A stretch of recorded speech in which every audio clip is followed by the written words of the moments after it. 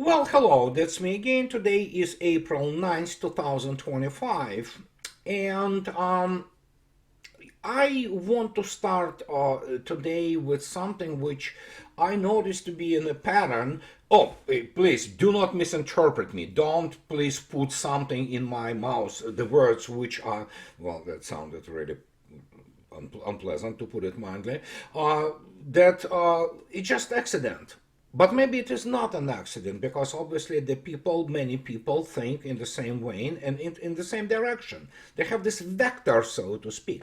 And I want to start with this. And I was talking about this for a long time now, especially since the start of the special military operation, that Russia, well, I spoke about this even before that Russia should stop any kind of communications on any serious level with Europeans. And we can start today with none other than Mr. Sergei Viktorovich Lavrov, the man who, unlike me, has an enormous authority on issues of the international relations. And today he states, you know what I've been, I've been on it for more than 10 years, at least since the start of the blog, that European aggression behind all global tragedies, says Mr. Lavrov. And Russia has long tried to warn the West against rewriting history, the foreign minister has said. We are witnessing another wave in which Europe is taking up arms against Russia, and by the looks on some faces, even growling at Russia. After all global tragedies began with the aggressive actions by Europeans. The Napoleonic Wars, World War I and World War II, he said in an interview to the TASS Children Project release on Wednesday. Lavrov added that during World War II, nearly all neutral European countries, in addition to those officially aligned with Nazi Germany, fought alongside Germany, including France. Yes, obviously. They did have a resistance movement, but like most other European countries, the official authorities in Paris meekly surrendered to the will of the victors, and French troops fought battles on the side of Hitler's Germany, taking part in a number of punitive operations, he said, adding that there were many examples of this correct, including the elements of the Charlemagne SS division, which was French,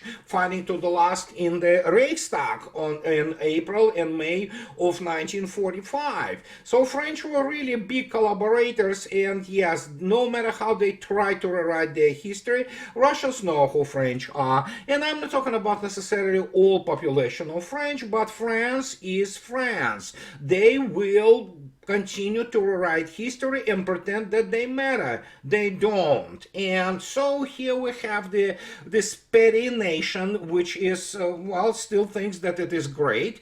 Look what they do. Zakharova today reacted to, what else? What can I say? Moscow condemns detention of Russian diplomat in France. Speaking to reporters on Wednesday, Zakharova expressed outrage about an incident that took place at Charles de Gaulle airport on Sunday. A Russian female diplomat was detained by French border officials. Upon arrival, her phone and computer were confiscated, and no explanation was given for her detention, she said, adding that the incident defies all explanation. I radically disagree with Maria Zakharova when she says that it defies. No, it doesn't. It isn't the foundation of the French politics. It isn't the foundation of their hatred towards Russia and Russians. And please don't give me this, that, oh yeah, but I'm not like, of course, people will go to my comments section to this video and they say, not all French are like that. I know, not all, of course. Nobody says that they are, but majority is. And the fact that essentially Lavrov saying what I've been saying all along is important. Europe is the source of the world war since the 19th century. If one considers the Napoleonic invasion of 1812 to Russia, it was sort of the world war in a sense. So, and what can I say? This continent is constantly creating trouble and killing people in industrial quantities. Another matter that now, with all what is happening in the world, we can kind of, wrap our brains around, about those Europeans and European countries with their ostentatious nature, how important they are, how shiny examples they are. But reality is, of course, very, very different. And when I say that Russia is keeping track of what is going on in Europe, rightly so. At least for now, with Trump at the helm in the United States, despite all kinds of things which he's doing, which would sometimes, just confuse people completely, I have to admit that at least he doesn't want to start nuclear war and a World War III. Many Europeans do. Not all again, but especially governments.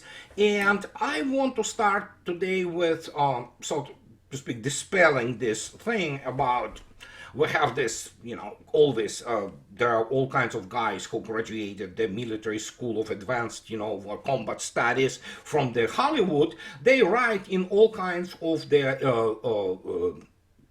comments to my videos that, oh, it's all semantics. Well, let me put it this way. Semantics matter. And where the semantics matters the greatest, it matters not only in the diplomatic relations with all this, pigeon speak, so to speak, of the diplomats, it matters in military hugely. And here comes the issue which I want to talk about in terms of this semantics, if you wish. I want to say that, how to put it, when you look attentively at behavior of the French, and this has everything to do with, by the way, French and British with their, desire to harm Russia somehow, and especially British, for some reason, being obsessed with trying to defeat Russia on the battlefield, which, by the way, that's Mr. Medvedev speaks about it, and I don't know why they're obsessed with this, but here we are today. Maria Zakharova today says that France and Britain are preparing an intervention in Odessa. Russian Foreign Ministry spokeswoman Maria Zakharova said at briefing. She recalled that April 3 and 4, a meeting of the chiefs of the General Staff of Ukraine, Britain and France was held in Kiev. At the same time, she noted no decisions were made, which irritated Vladimir Zelensky. And so Russian Foreign Ministry Sergei Lavrov on March 6, he stated that Russia does not see the possibility of compromise on the deployment of foreign peacekeepers in Ukraine. And so, if they want to deploy so-called peacekeepers, they will be all killed. And many people still do not understand that peacekeeping thing has nothing to do with the actual fighting war, because neither France nor United Kingdom have the capability to fight the war, let alone Germany. Bundeswehr is a joke. So, and the question is that not only they do not have a serious military school, for example, as I am on record, for example, United Kingdom military education is a joke. It's not even serious. But we have to keep in mind that they love to throw around this constant, term operations. We'll do, we do this operations, we do that operation, and we are capable of doing operations. If you go and take a look, for example, at the British Army, look what they right, for example, on their official website, they talk about British Army deployments. If you take a look at British Army deployments, you will see yourself, and it seems like, when you look at this picture, my God, Britain is a global power. Look at them. They, deployment operation Cabrit, Batuk, Belize, Brunei, Cyprus, Falklands, Germany, Gibraltar. And you look at this, my God, this is a mighty country. This is a mighty army. And then when you go and take a look at actually also officially from the British Army official website news, you begin to understand why semantics matter. And here it is. It's just, 9 days ago, March 30th, 2025. British Army returns from NATO exercise as UK strengthens alliance deployment capabilities. Yeah, we just saw the video, the screenshot of the official website, and it seems like, yeah, they deployed everywhere, mighty country. However, look what they say about this increased, strengthening alliance deployment capabilities. The UK supplied provide the largest contribution of forces to the exercise Steadfast Dart, with over 2,600 personnel and 730 vehicles deploying to NATO eastern flank, reaffirming the UK unshakable commitment to our NATO allies. 730 vehicles, including Foxhound and Jackals, were deployed by road, air, and sea to Eastern Europe. So here we are. We have what is called, they call it brigade command team, whatever. So, and 730 all kinds of vehicles, mostly automobiles, and some armored cars, and when we use the word operation, we have to be using it very sparingly and understanding what we're talking about. And when you have this thing about 700 vehicles, let me explain what is the COFM, this correlation of forces and means, even on the arithmetic level. Forget about algebra, forget about differential equations, forget about combat models. Let's just do the regular count. And you will see yourself why operations, while they are used, often by primarily ignorant people, why you cannot apply the term operations to, for example, British Army. They just cannot conduct operations. Why, you may ask? Well, just to kind of give you the a little bit of the insight into the some numbers. Russian motor rifle regiment, not brigade combat team, regiment. Regiments is between 1,200, maybe, if you force 1,400.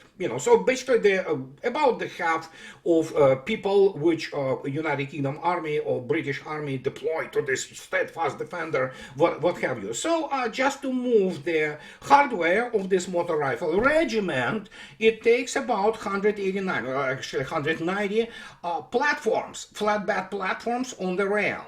So you can put on each platform all kinds of things between two, whatever, cars and armored vehicles such as Tiger, or you have the ability to put the BMPs there and, some tanks and things of this nature. So when you count it, just a regiment, that it will amount to about 400 vehicles. So when you look attentively at the brigade combat team, if you use the British, definitions, well, here we are. We have already half of the personnel on this. In Russian army, we'll have more equipment than British, UK army, and so those guys who conduct operations. So let me give you a definition of the operations, how it is done, for example, in military, in English language, in military, what is called the military dictionary. And as you can see yourself, they call it, they take a term source, JP Joint Publication 3.0, Joint Operations, and they talk about the operations that a sequence of tactical actions with a common purpose or unifying theme. Everything is correct, sort of, in this definition, but this is American U.S. Army definition, and obviously U.S. Army much more serious, military force than any European NATO combined, including France and Germany and what have you, UK. But the question here, I underlined it and highlighted in yellow, is a sequence. It doesn't necessarily have to be a sequence, and again, tactical actions, yeah, kind of, sort of. But look at this. They are correct. They're saying that they have a common purpose or unifying theme. This is absolutely correct. This is true. But if we go, for example, to Russians, how they define operations, we can go obviously to the Ministry of Defense of Russian Federation and look at the 2022 issue of the military digest, and they talk about the essence of the categories of war and special military operation, and they explain, they go from the highest level, which is the armed conflict, and how the state actors interact. So, but this is we can go back to Russian encyclopedia, which has given you the Mr. Agarkov's famous definition, which still absolutely applies. And they talk about military operation from the Latin operatio action, a form of the conduct of war, which is a set of simultaneous and sequential strikes, fights, fighting battles, and maneuvers troops forces conducted according to a single concept and plan to solve, get this, operational, strategic, and operational tactical tasks on one of the theaters of military operations. So, I mean, it's a machine translation, but you get the idea. So it is operational strategic and operational tactical, right? So when we talk about United Kingdom Army, which is capable only to produce a brigade tactical team, combat team, I have news for you. The first formation which is able to conduct and only limited operations is a division. Yeah, division. Yeah, it could be 2 or more brigades. In U.S. Army, it can range between 4 to 5. So it could range from the 12,000 to up to 25,000, which is stops being really a division, almost becomes a corps in terms of the numbers. But the point is, this is the first level which is capable of conducting operations. And this is what, to be able to strike, to conduct strikes, to conduct battles, and things of this nature. And even that is limited. You really begin to get into the operational matters when you go on the level of corps. And so what do we have in terms of brigade per se? And the brigade is basically the the mother, the queen, so to speak, of the brigade combat team. Well, what you have here is a highest tactical unit. It's a formation. So, and it cannot conduct independent operations. It can conduct tactical actions. Some of them, they will be of the higher level, or highest tactical level, but they cannot conduct operations. They brigade simply has no capability to do so. And that is why when we talk about operations, we are looking usually best operational tactical, or, of course, operational and strategic level, which is the matter of starting from division and up to the corps, to the armies, to the army groups, and things of this nature, until we get into the war and what is called the military actions, as opposed to combat actions. Military actions is how the state, including its economy and things of this nature, are involved in the, whatever we call it today, so if you want to say, call it war, yes, it's war.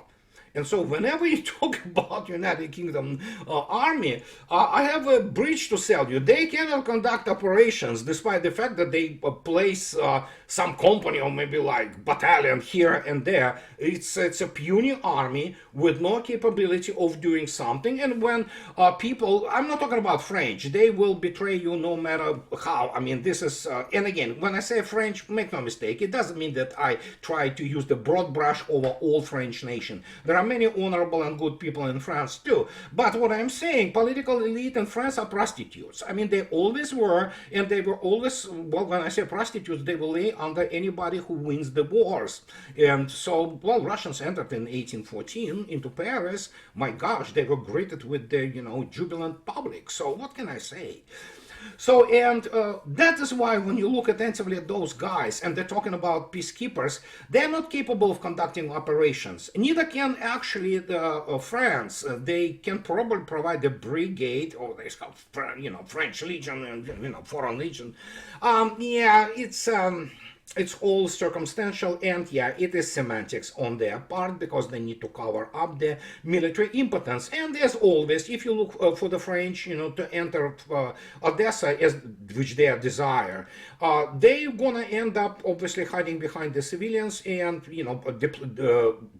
deploying whatever the assets they will have within as their Ukrainian terrorists do. They will deploy them within the apartment blocks, kindergarten, schools. That's what it is. Because obviously Russians will start killing them. And so they can continue and discuss this issue of Odessa, for example, but it doesn't matter what they do. And when Mr. Lavrov talks about Europe, you may ask the question, why, for example, British hate Russians so much? And again, not all British hate, Russia and Russians, but the elites do across the board. There are no exceptions, essentially. Anybody who has any exception, they are not allowed nowhere near, for example, the sewer and pedophile center of British media to political elites. So, what do we have here? Why? Let me go back and let me rewind. Let me remind you, there is a book, actually the series of the books, by outstanding British historian Corelli Barnett, and it is called, and when you want to know why you need why they hate Russia so much, you have to go get this book. And let me read you the conclusion again. I read it before, and it's called, well, what can I say? For although Germany had been defeated, England was not of her own right and resources a victor. She emerged into the post-war era with the foundation of her former independent national power as completely destroyed as those of France or Germany, but with the extra and calamitous drawback that as a victor she failed to realize it. For unlike the collapse of French power in 1940 and German power in 1945, the collapse of British power had not been made evident by defeat in the field. Its historical moment was not fixed by the entry of the conquering troops into the capital or by well-filmed and photographed ceremonies of surrender. Instead, British power had quietly vanished amid the stupendous events of the Second World War like a ship of the line going down unperceived in the smoke and confusion of battle. This is the language of the outstanding man, and of course he was the chair of the Shakespearean Society, which is one of the highest honors in the world of literature in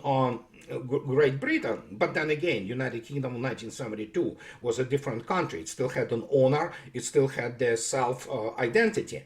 But one of the reasons they hate Russia, for example, is of course because Russians were the main, not just major like United States, which obviously hated, British Empire, and they wanted to disassemble it. But Russians were the main driver behind the anti-colonialism movement, and essentially Great Britain losing their empire, especially by the virtue of spreading their forces on the secondary theaters, fighting for its own empire throughout the World War II. Nobody takes anything from the heroic British airmen, soldiers, and seamen, and but that was the fact of the matter, so to speak. And they hate Russians for this, and they are obsessed, starting from the charge of the Light Brigade.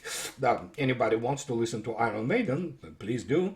And they're obsessed. They want to defeat Russians. They just dream about it, because the more they understand how puny they are, same as French, the more they want to defeat. It's the revenge, it's the complex of inferiority, and you cannot fix it. And but that's not it. This is all about semantics, as you might understand, and that is why when we talk operations, well, here we are. Let me now go to the lines of the combat contact, a line of the combat contact, and take a look at today's tally, if you wish. It's as you can see yourself, you see a number of the drones, most of them intercepted, 333. That's the only thing which is left for the this basically terrorist force supported by London and generally in Brussels and Washington DC still. So as you can see yourself, we are back to the 1500 daily, and look attentively. I underlined it when we talk about those 730 whatever vehicles. This is for one day. So if British combat team would want to go and deploy itself to the line of combat contact in special military operation, mind you, not war, if they do not want Russians to start the war. So you can see yourself, we have what, 18, 45, this is 63 plus 44. This is 107 vehicles and pieces which Russians destroyed just for the last 24 hours. So it's 1/7 already in the whatever the force they would try to deploy with the basically brigade combat team. So that tells you everything about the dynamics and why Russians do not view the Europeans as serious military power. And if we go to our good friend Marat Khairulin, this is latest. As you can see yourself, this is on the yesterday, from the 8th. This is what is happening around Kursk. And as you can see yourself, Russians already on their way to Yunakovka. And Yunakovka is pretty much the halfway to Sumy. Well, not halfway, but very close. And this is all is happening now in the Sumy Oblast. And as you can see yourself, those arrows, used to be small arrows, they begin to grow and grow. And if you take a look attentively at what is happening now along the, the whole line, you will see yourself the dramatic changes are happening. You take a look at Seversk. Now we have the situation in the Seversk, and again look at those arrows. They grow longer, and suddenly the Seversk, which is one of the anchors of the defense, well, you can see yourself what is happening there. Russians go there, and it is all about physical annihilation of the Ukrainian force, which is essentially NATO force.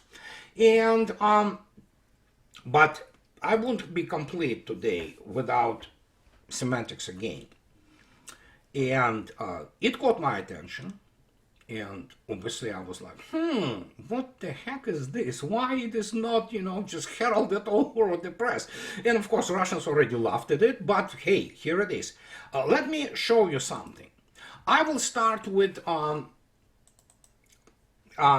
this is the quote from the Naval News Daily, Global Defense News. This is the upper part, written by Kevin Ayer. And let me tell you, Kevin Ayer has all the rights and pedigree and credentials to really write what he's writing. I will explain you why in his the blog, the defense.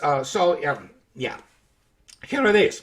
In a unique demonstration of advanced missile defense capabilities, the US Navy executed a groundbreaking test in which a two-stage ballistic missile was dropped from a C-17 Globemaster III transport aircraft using parachute before being launched and directly into the air. The innovative approach, part of the flight test, or other 40, FTX-40, codenamed Stellar Banshee, was designed to evaluate the Aegis combat system aboard the Arleigh-Burke-class destroyers Pinckney against a live medium-range ballistic missile threat simulating hypersonic characteristics. The test scenario offered an unprecedented degree of realism. No, it didn't. It is still ballistic missile, and United States has no even test vehicles. So you can simulate whatever you want, but so here's what Mr. Kevin Ayer writes. I was not there for Stellar Banshee, but I was the commanding officer of USS Shiloh, CG-67 for Stellar Predator. Stellar Predator, or FTM-10, was the first test of Aegis BMD 3.6 combat system. And he, in this wonderful piece, he destroys all this baloney, which is, of course, first, as I already stated, United States cannot conduct anti-hypersonic test because it doesn't have hypersonic weapons which can even emulate them. And so he explains in length about what a lousy PR trick that is. And look at this, before we go, look how Captain Ayer served as a surface warfare officer for 27 years. He served in 7 cruisers and commanded 3 Aegis cruisers, USS Thomas Gates, USS Shiloh, and USS Chancellorsville. So that's what he says. We need to understand that these tests are little more than a theoretical demonstration of potential. They are not a certification that these ships can do the job in the real world. Once deployed with this capability, there is no further proof of this BMD capability. Look at this. He talks about ballistic missile defense capability. All other tests, headlines were about, for some reason, the United States somehow being capable of shooting down hypersonic targets, which of course is complete lie. So, and he talks, once deployed with this capability, there is no further proof, none. We just assume that it all works based on a few highly controlled lab experiments at sea. Shiloh had been at sea with BMD capability for 15 years. She was deployed in Japan for 10 years, studying the BMD Watch and Ballistic Missile Defense Watch. She is in Hawaii now. I'm certain that if you take her out with no additional maintenance on training, she could successfully engage the hardest air-breathing target on the missile range. But take her out to the next BMD shot, even in the lab conditions at whatever the range, they'll let her shoot as she is. I'm certain they will like the result. And this is explanation of the semantics. If you go out, again, go to this tabloid National Interest, go to other tabloids, go to all those clear, not clear defense, all those, young fanboys, masturbators from all kinds of those military porn sites like 1945, We Are the Mighty, and whatever the hell it is. And they will talk, oh my God, they shut down the hypersonic thing? No. I have more to tell you. They never launched anything. What did they did? They allowed Aegis system, essentially combat information control system based on the Spy-1D targeting data, develop firing solution without shooting any missile to actually physically intercept anything, including this missile, which is not hypersonic. It was just standard ballistic missile.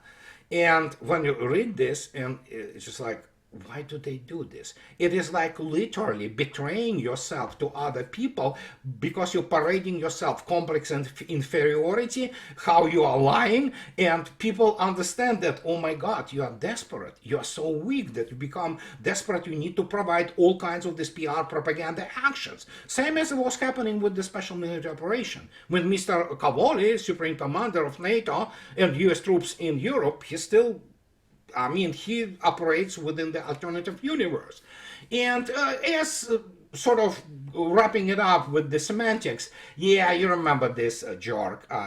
He is the comic author, and he was writing there for Forbes all kinds of basically again, Ukrainian propaganda. So this a-hole, I ended my freelance relations with the Telegraph after they stopped paying me. And Google's latest algorithm no longer sends readers to my stories at Forbes as of last week. So I'm looking for paying work writing about the intersection of war, tech, and politics. This is Mr. David X. He has bachelor's degree in the fiction literature, and he draws comics.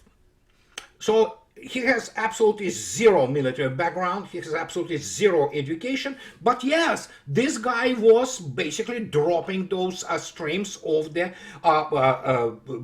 Ukrainian propaganda in Forbes and elsewhere, and as such he qualifies as the war criminal who was pushing essentially annihilation of the more than 1.2 million of the Ukrainian soldiers and around 100,000 plus KIAs of Russian army. So he is unemployed now. I won't allow him to be anywhere near me, let alone, he is more than welcome. I welcome him if he has guts. He doesn't. He's a coward to come and debate me. But of course he will not. He knows that he's fake and shallow and hollow, and this is the essentially people who will arrange semantics for all of us hoi polloi who should not understand the realities of the modern world. But you know what? I'm trying my best. And so in the end, as always, I want to thank my wonderful patrons. And if those who like what I do, please subscribe to my channel. And those who can afford, please support me in the Patreon or buy me a coffee too. And this is it for today, guys. Have a nice rest of your week, and I'll talk to you later. Bye-bye.